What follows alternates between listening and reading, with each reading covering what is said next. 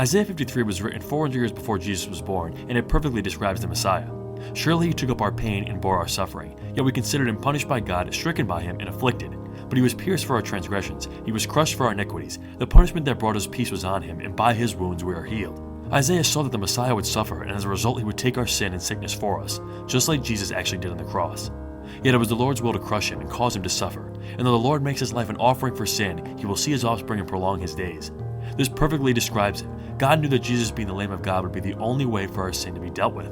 So Jesus was God's offering for our sin, all laid out here hundreds of years before it happened.